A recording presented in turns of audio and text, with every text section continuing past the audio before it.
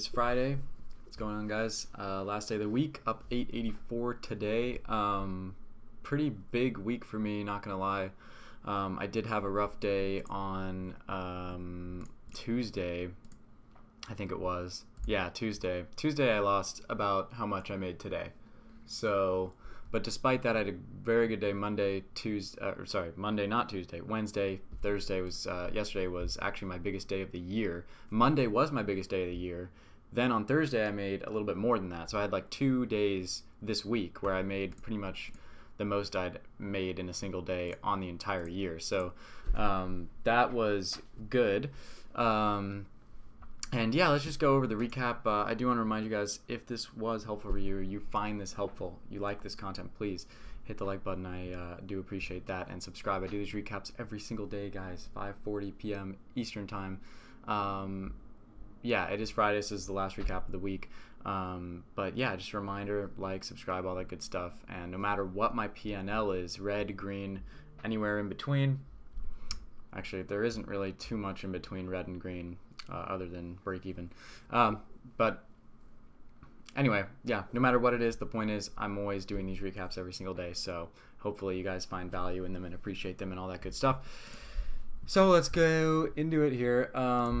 NIO was the first one I traded, actually. And this one I was looking at pre-market and I quite liked the setup on it. Again, you know, I talk about the daily chart all the time, guys, and this is a stock that's been moving quite a bit higher over the last couple weeks.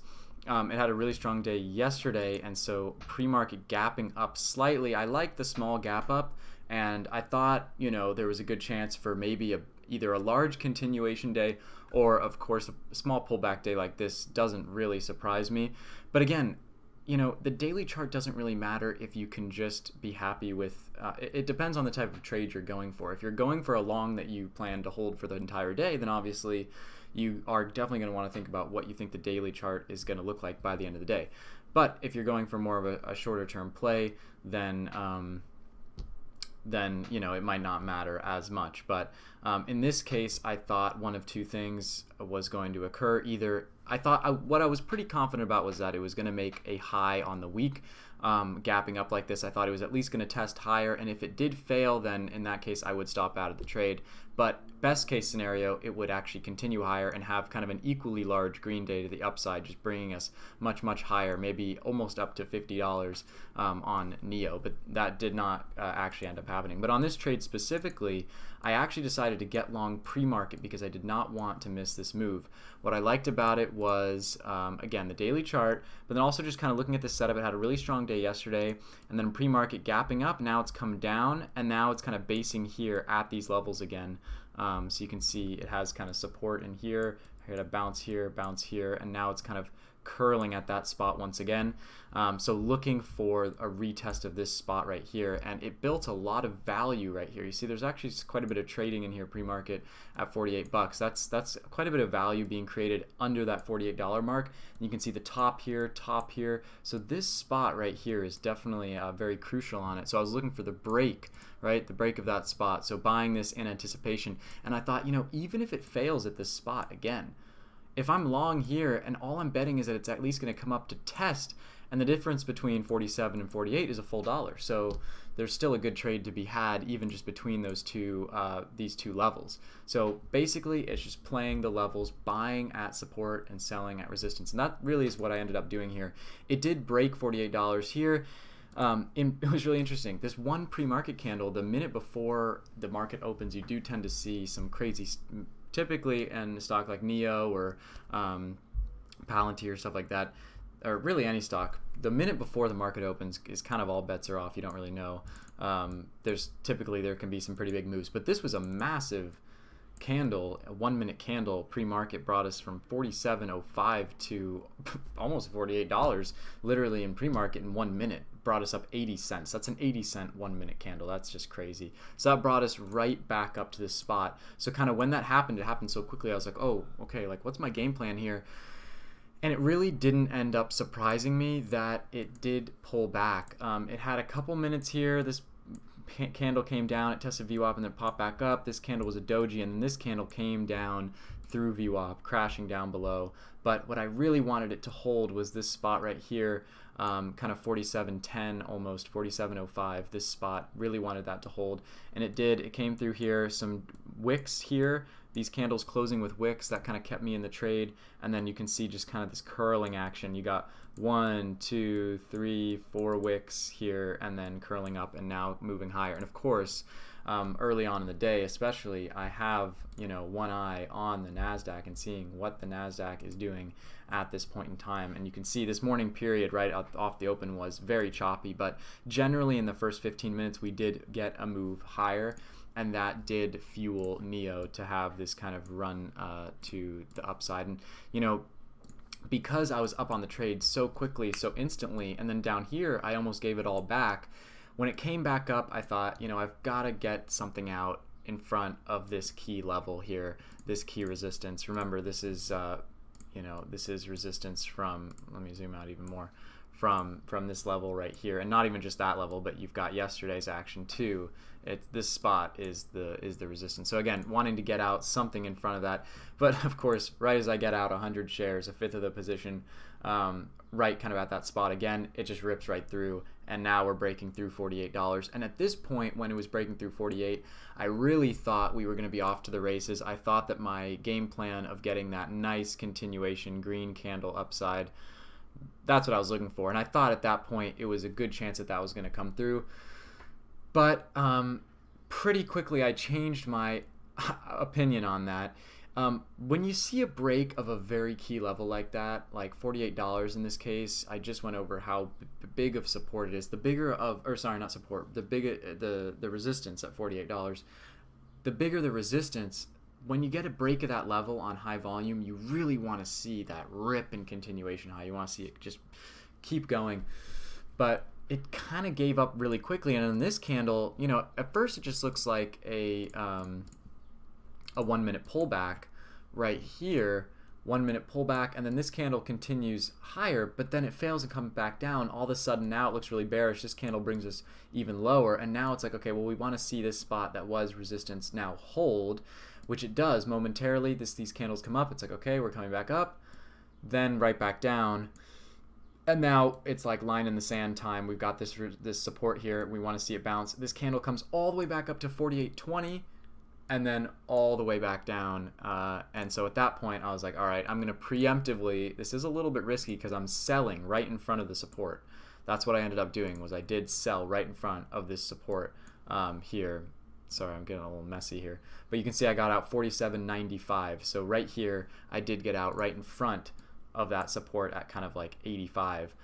But you know, I was right. This candle came back down and then it cracked down through, and it's a good thing I didn't really hold onto that position, and I just cut the last 350 shares. Again, the reason I had 350 shares on at that point was that I was looking for higher at that point in time. You know, before it cracks that spot, it's still looking bullish, it's still looking good, it still has chances to continue. But then as it starts to give up, you can kind of see this coming, where now all of a sudden the target becomes kind of these pre-market lows again, and it actually finished the day even lower than that. So anyway, so that was this trade on NEO. Still a very green trade, $450. I did take pretty big size on it because I was confident we were going to get at least that test of 47.80, 47.90, and then if not the break and up through 48. But ultimately this panned out as a failed breakout as we moved back down into the range between 47 and 48. Okay, let's talk about AMC. This was the only other stock I traded today, really. And this one, I mean, it seems my strategy on this, you know, the way I trade it is kind of different from day to day. Yesterday, my strategy on it was beautiful. I mean, my trade on it was beautiful, but my strategy was going long and just, again, playing that daily chart. What do I think the daily chart is going to do? And that's what we talked about yesterday, was formulating your bias on the daily chart and thinking about what's going to happen, what's going to play out, and noticing the strength and keeping the trade on. And that's one type of trade. But the other type of trade that I take a lot is buying dips, buying the dip.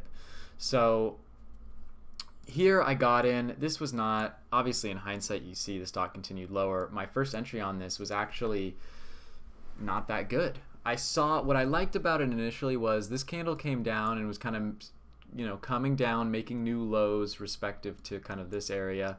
And then this green candle kind of shot right back up. So I thought, oh, okay, this is going to be strong. I like when green candles kind of engulf a big red candle. It looks like a reversal setup to me.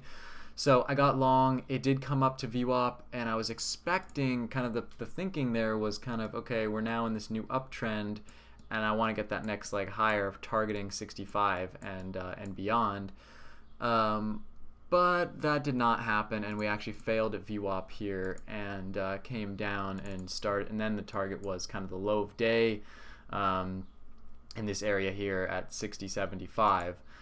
That did come through. So anyway, I held these 100 shares, and then this 200 moving average, I use this a lot. This tends to act quite nicely as a support. You've got support here, and now coming in again. So looking for that to hold. This candle comes up briefly. It looks like it's going to bounce, but we don't. We come back down to the 200, and as we break the 200, I'm getting out of that 100 shares, and I'm selling it. Now I'm back to flat. So that was a losing trade. I lost about $130 on that trade, but I'm like, okay, I know the second I cut that position, I was like, okay, AMC is dropping. That means like there are opportunities on this. The only reason I cut that is because we're coming through this support, so I suspect we may have farther to fall, and I want to buy back in at a lower entry. And so that's what I ended up doing. And so this candle comes down, big red candle. Now we're back. Now we're into this level here, 60.75. This candle starts lower, but then as it pops back up and turns green, I talk about this all the time, guys. As steeply as they come down, they can pop back up, and this is very, very true for AMC. But when they come down so steep and the red candles get steeper and steeper and steeper, you get that rubber banding action. It's like this big imbalance to the downside, and then you get this rubber banding back up, and so that's what I'm trying to take advantage of. So again, you see this candle come down, and then all of a sudden that rubber banding action is starting, and I want to catch that. So I'm buying 300 shares I bought on this dip at 60.92, and then this candle rips back up to 61.50. I'm getting out 100 here at 61, in front of 61.60, in front of this 200 moving average, just in case we fail again. And then as this candle rips through, I'm taking profit kind of at the high of this candle. There's the high of these three candles, and then the high of this candle kind of meets that spot again, so I'm taking profit there. And then we do get some kind of sideways action consolidation, but I'm still holding my last 100 shares. I've taken 200 off, and now we're just kind of stair-stepping higher. And then here I took out because I was scared that we were going to fail at VWAP here and maybe make a leg lower, and but I can't really say why I got out of the 100 shares. I said, I like the profit that was in front of me, and I thought, you know what, I'm not going to get ahead of myself. I'm just going to take it off the table and look for the next trade, and so that's what I did.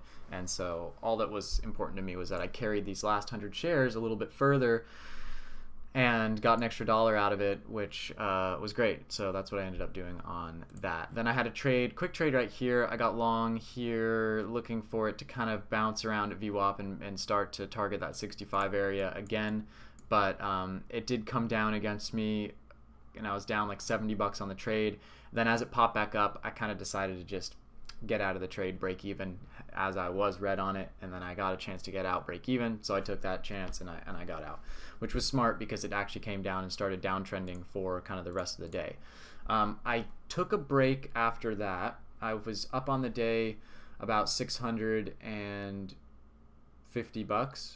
probably $650. So here I added like $200 of profit toward the end of the day. But again, when you come to AMC or any stock, you want to be able to understand what strategy is going to work on it best today. And it just so happened that for me today, the best strategy on it was buying those dips, buying the dip, playing the big bounce. And then here, I'm not going to lie, there was a big dip opportunity here, guys. Look at this dip from below $60 back up to above $62. Huge dip opportunity there that I missed because I just wasn't watching it. I kind of walked away, did some other things in that lunchtime period. But there was certainly a nice dip opportunity there.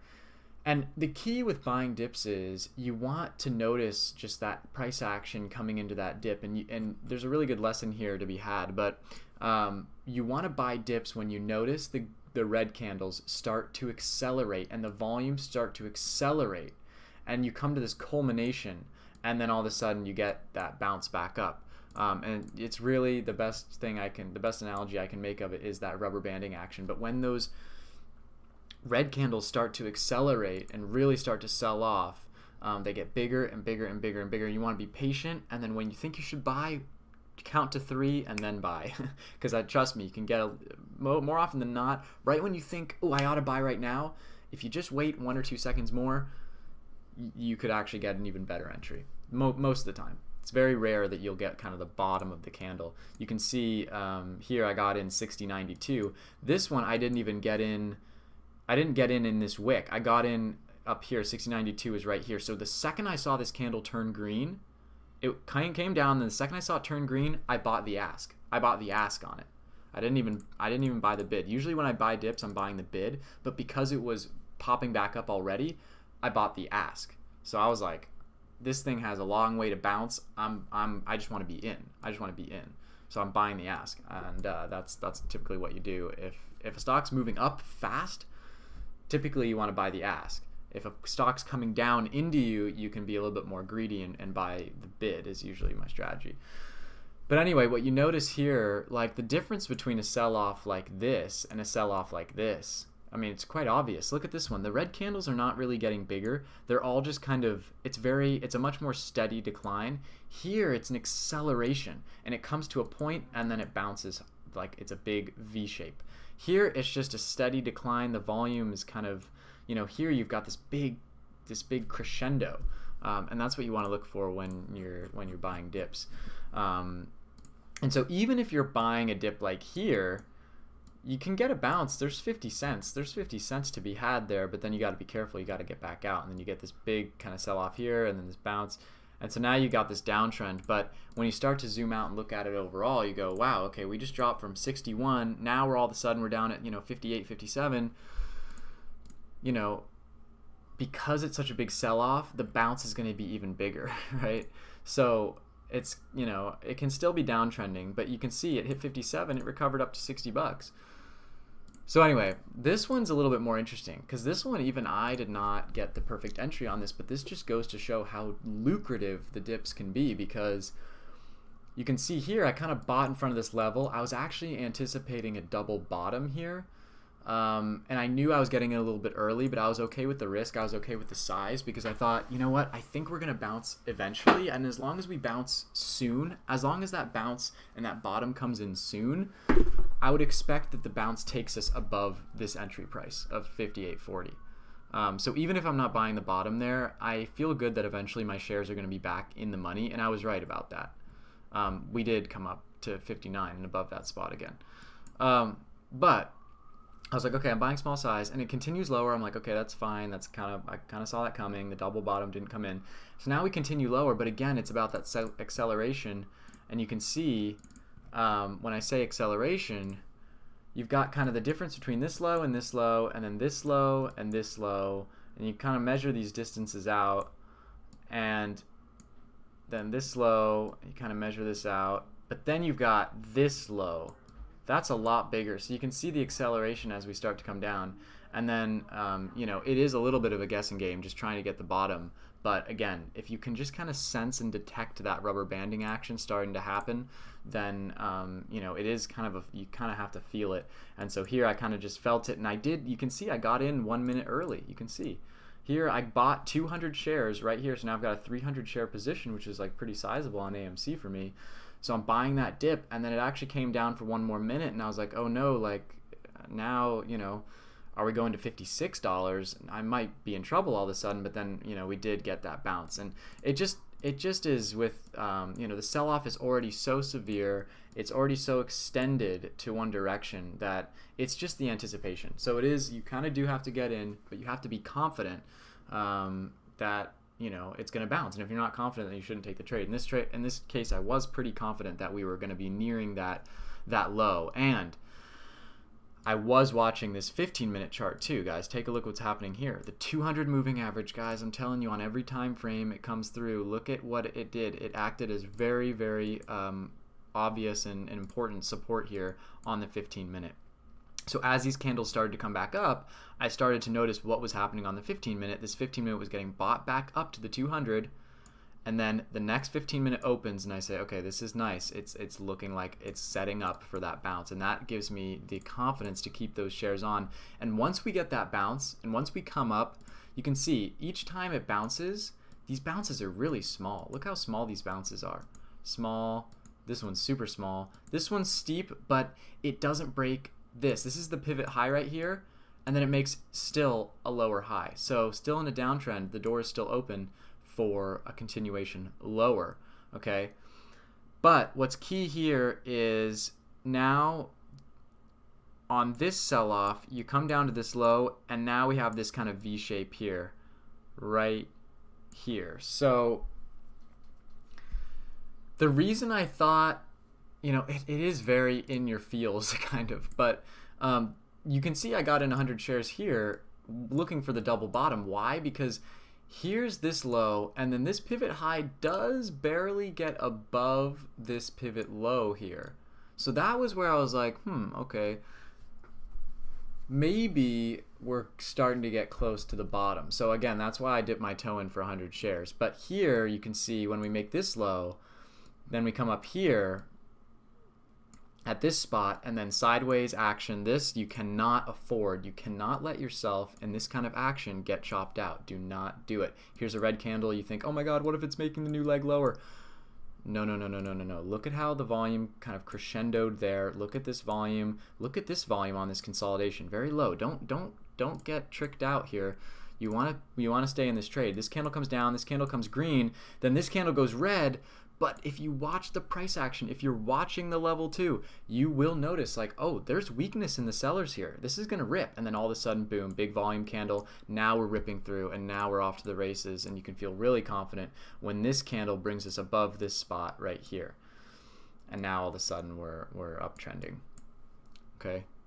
So this is a bit of an interesting one to examine, but I was able to grab this dip, and there is kind of a bit, you know, over time you'll get better at that ability to kind of finesse it. And when I say finesse it, I mean kind of grab that low the best you can, because the lower you can get, the lower entry you can get, the less of a, you know, bounce you need to make the same amount of money. I mean, these bounces can be so lucrative, you know, and so it's all about trying to get in at the best entry you can. So this was actually 2 separate entries. I got in 57.25, and then as we dipped lower to 57.10, boom, I bought the dip again. It went as low as 56.85 and then bounced. But you can notice in this whole downtrend, look at the volume in this area. I'll draw this down. This volume is low compared to what starts to come in here. And so that, and the acceleration, you know, you can see it's exponential how it's coming down. It's a curve. It's not a straight line. Here, when you have a straight line, the bounce is pretty tame. It can often just not come through at all. But when you have that exponential decline, the green candles are just as big to the upside. So remember that. Okay guys, so this trade added like $200 to the day, and now I'm finishing up $884 on the day, and I'm not even going to talk about this BB trade. Yeah, I mean, you can see 22 cents. I was just kind of in and out. But anyway, that's the recap for today, and I'm finishing the week very green. This is probably my best week in, I don't know, a long time. Definitely my best week in a while. But I hope you guys are, you know, doing well, staying green. And guys, if you found this recap helpful, you guys learned something, please hit the like button. I definitely appreciate that. Do I ever short? Yeah, of course. I short. I do short, but I can't short AMC. It's hard to borrow. I can't do it. It won't let me. With TD Ameritrade, just won't let you. So, but I do go short if I see the setup. Yeah, all the time. I mean, not all the time. I do favor the long, but I will go short. But yeah. Anyway. Yeah, so if you found this helpful, leave a like, subscribe. I go live at 5:40 p.m. Eastern time every single day that the market is open. So obviously today is Friday, so today is the last recap of the week, but I'll be back on Monday. And as a reminder, join the Discord server. Link is in the description. I'm in there in the mornings on days that the market is open to talk with people and go over trading, and I don't know, it's a lot of fun. Planning on going to center point so I can short. Yeah, I mean, shorting is just, you know, it's the opposite of going long. It's not necessary, like, you know, but yeah, if you feel more confident with the setups of going short than long, then by all means do it. But do keep in mind that stocks do go up more than they go down. So But anyway, what was I going to say? Oh yeah, and then finally, I just uploaded a video yesterday, an actual video upload, not a live stream, which is the first time I've done a video upload since February 1st. So go check that out. It's just kind of me ranting, really. But if you are new to day trading, I would definitely encourage you to watch it, and go leave a like on that video as well if you're feeling like you're in a good mood and you enjoy the video as well. So all right, that's it for me. I will be back on Monday, and if I don't see you guys in the Discord, I will see you for the recap on Monday. All right, have a good weekend, guys. Bye bye.